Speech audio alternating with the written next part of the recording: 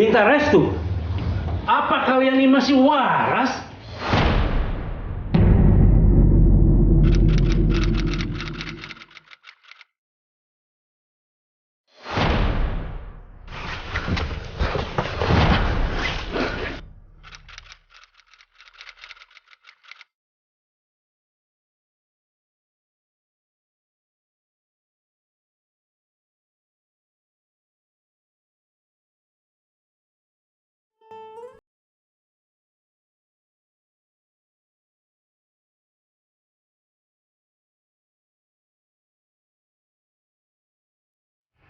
Gita Cinta di bangku SMA, cerita Arif dan Rizka, sejoli yang mabuk asmara.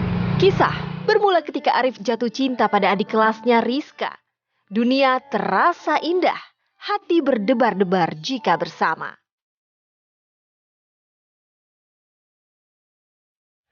Tahu nggak kalau di sekolahan itu ada eskul baru? Eskul apa itu?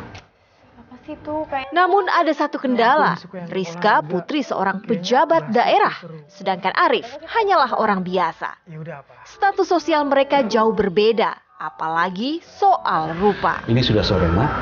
Ayo masuk rumah. Assalamualaikum, Om. Kenalkan, nama saya Arif, Om. Kamu harus hati-hati. Iya.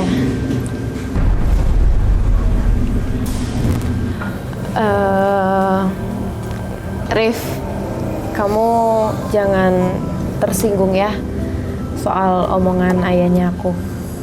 Minta maaf ya. Iya, nggak apa-apa kok. Iya, Rizka. Ada yang mau aku omongin sama kamu. Boleh nggak aku ngomong sesuatu?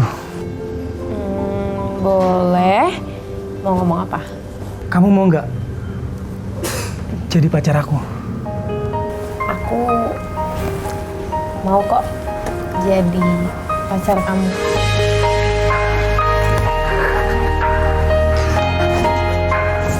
Ungkapan cinta berdua menyimpul erat asmara, mulai dari bangku SMA berlanjut hingga ke jenjang kuliah.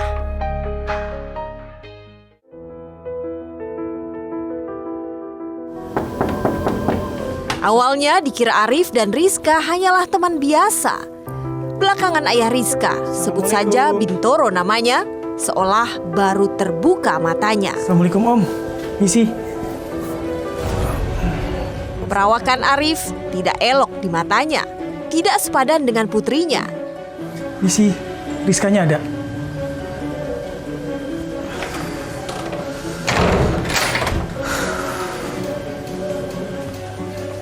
Rizka. Duduk. Kenapa sih ya manggil-manggil? Kamu itu ngapain sih deketin dia? Hah? Apa yang kamu lihat? Ganteng juga enggak? Kenapa juga kamu nungguin orang yang nggak jelas seperti itu? Ya cukup ya. Aku itu suka sama dia dan aku udah nyaman sama dia. Dengar nasihat ayah sebelum terlambat. Kamu itu cantik, jadi kamu harus cari yang sederajat sama kamu. Yang sederajat sama kita. Aku pamit. Rizka, tunggu Rizka. Dengar nasihat ayah. Rizka! Rizka! Walau mendapat penolakan, Arif dan Rizka terus menjalani hubungan. Bahkan sejoli bertekad naik ke pelaminan.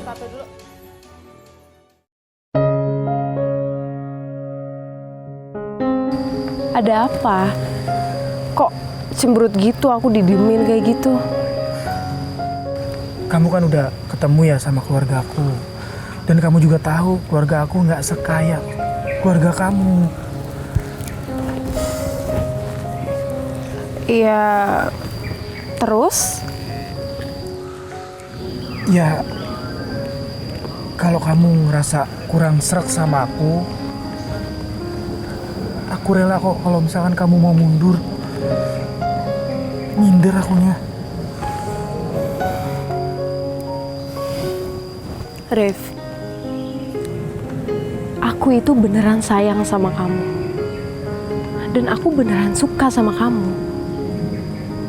Aku gak peduli asal-usul kamu, kondisi keluarga kamu. Aku gak peduli soal itu semua. Udah ya, kamu jangan bete lagi kayak gitu. Makasih ya.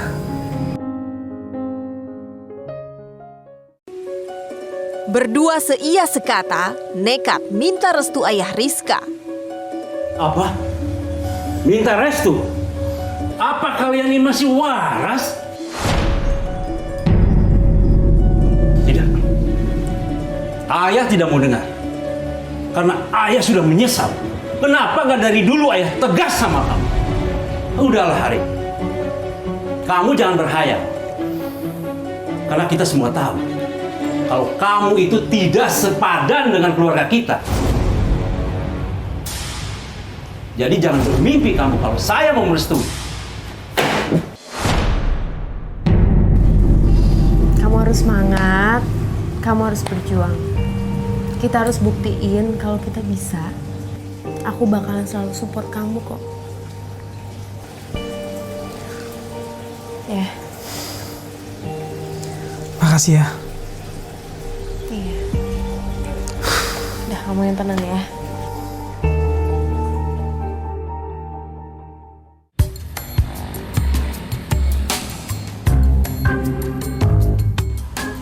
Tujuh tahun berpacaran, Arif memilih jalan pintas demi lanjut ke pelaminan.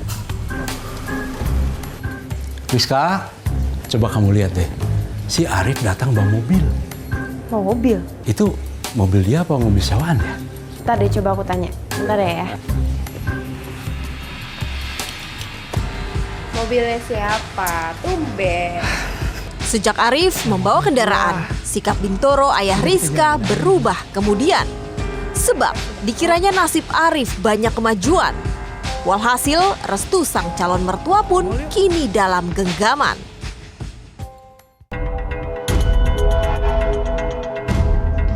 Namun taktik Arif tidak berlangsung lama sebab Arif mulai kehabisan dana. Lantaran tak ada mobil sewa, Arif malah berniat merampas mobil saja. Udahlah, cari cewek yang lain aja. Gak, Fik, gak bisa. Aku tuh udah mentok sama dia, Fik. Masalahnya nih ya, kalau aku nggak kelihatan bawa mobil, itu bapaknya nggak akan ngerestuin aku. Udahlah, pokoknya kamu tenang aja. Masalah curi mobil, kamu nggak akan terlibat. Itu urusan aku. Udah, kamu bawa motor ini, kita jalan. Bantuin aku. Berpura-pura ingin membeli rumah, Arif mengincar mobil seorang mahasiswa. Ketika ia lengah,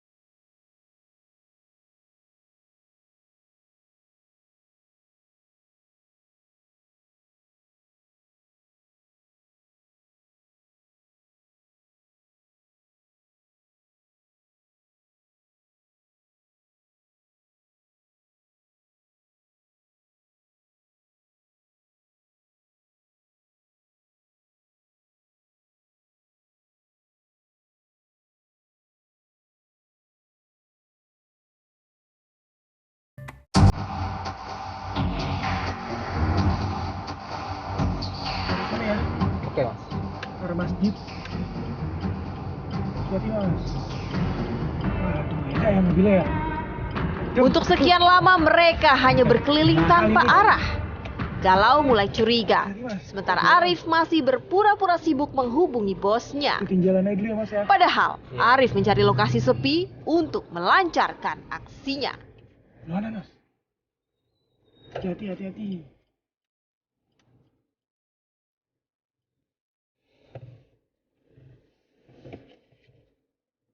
Sebenarnya dari mana sih mas rumahnya? Rencana jahat Arif berada di ujung tanduk. Deru adrenalin membuat emosinya jadi campur aduk. Aku tuh serius, sabar dulu. Halo, bos. Udah di mana, bos? Ini udah ditungguin tuh, bos. Iya, yaudah, saya tunggu di sini ya. Oke. Tuh, mas, dikit lagi nyampe, mas. Tunggu ya. Pada masa penantian, Rofiki mulai terlihat ragu serta ketakutan. Situasi yang mengancam Arif Rahman. Lantas tanpa pikir panjang, Arif langsung mengganyang.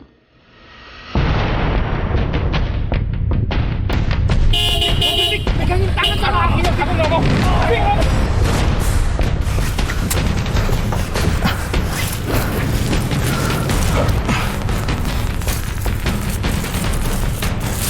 Kamu awasi sekitar. Orang nggak? Jangan nangis aja, ngejot kamu. Cuma aku aja kamu.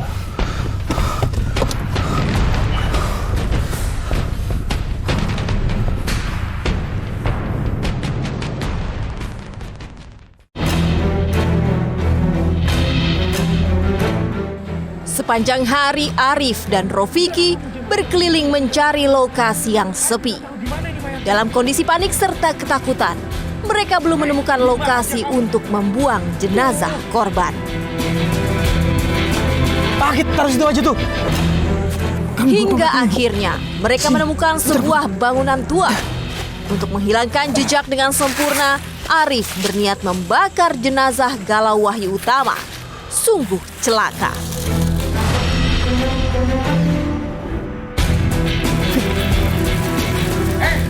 Alangkah terkejutnya, saksi mata malah menemukan jenazah manusia. Sejak itulah Arif menguasai mobil korban demi membuat calon mertua terkesan padanya. Sampai akhirnya Arif mendapatkan keinginannya.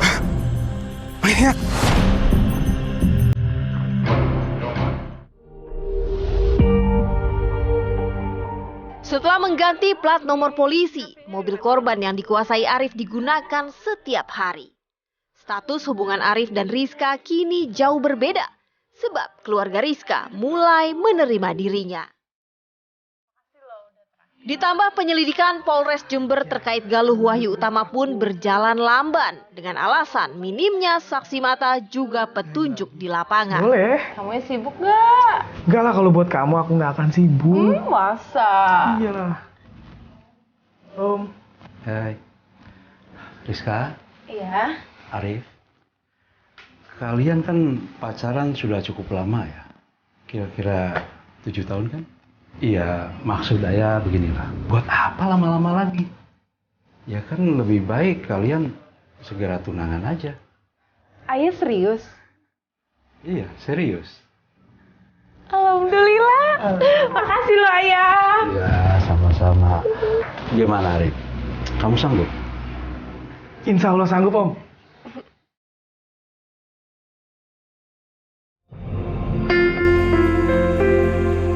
Selanjutnya, Arif dan Rizka menikah jua. Akad juga resepsi pernikahan mereka berlangsung mewah. Namun, rumah tangga mereka terbelit masalah, terutama soal nafkah. Sebab ternyata modal Arif untuk menikah berasal dari uang pinjaman teman-temannya, seperti neraka di dunia. Loh, kamu habis dari mana sih, Mas? Terus masalah tunggakan uang pinjaman menjadi beban berkepanjangan. Rizka mulai kehilangan Arif Rahman yang berjibaku mengatasi tagihan cicilan. Mas, kamu mau merantau kemana? Rencana aku mau ke Bali dalam waktu dekat ini. Arif sebenarnya malu pada mertua ia ingkar janji soal nafkah. Terlebih lagi, para penagih utang terus memburu dirinya. Arif pun terpaksa merantau keluar Jawa. Ini uang 3 juta buat ongkos kamu sama pegangan kamu di sana. Loh, tapi ini kan jatah bulanan dapur kamu. Aku nggak tega loh. Udah nggak apa-apa, ambil aja. Kamu gak usah khawatir, aku baik-baik aja.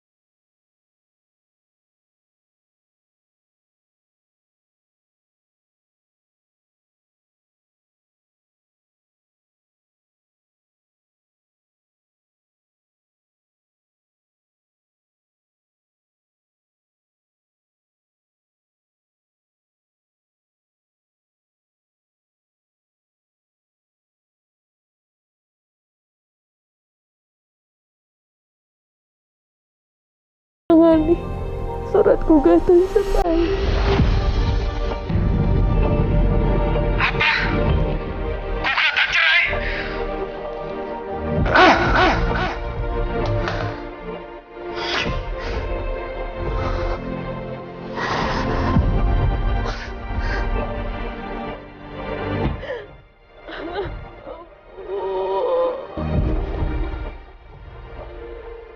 Ibarat sudah jatuh tertimpa tangga, Arif kini semakin menderita.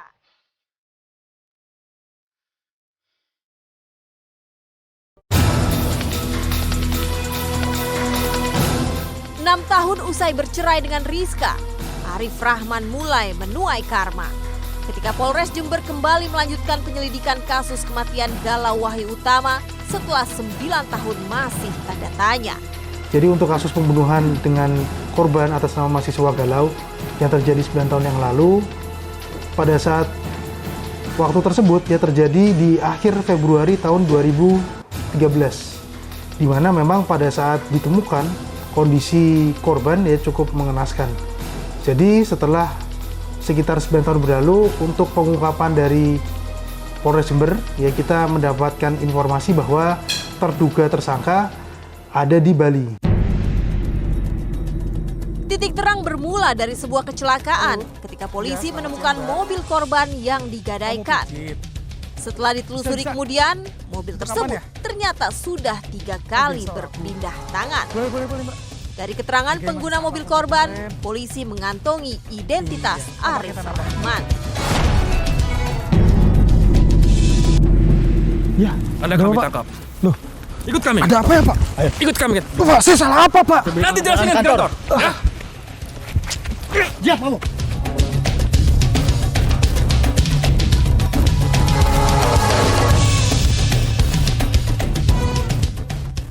Setelah Arif Rahman, Rofiki ditangkap kemudian. Keduanya dijerat pasal pembunuhan berencana serta pencurian dengan kekerasan yang mengakibatkan orang meninggal dunia. Setelah diceraiin sama istri itu gimana perasaannya? Ya hancur Mbak, maksudnya apa Mbak ya, saya merasa saya selama 7 tahun itu memperjuangkan sesuatu yang sia-sia gitu. Jadi saya mengorbankan kuliah saya sampai nggak keurus, berjuang selama 7 tahun mati-matian cuman untuk dia. Terus mau nikah pun saya sampai salah jalan seperti itu. Pun Ancaman hukuman mereka maksimal hukuman mati jua. Untuk keluarga korban yang sudah saya bunuh, dimanapun kalian berada dan siapapun kalian, saya selaku orang yang membunuh anak atau keluarga kalian, saya mohon maaf yang sebesar-besarnya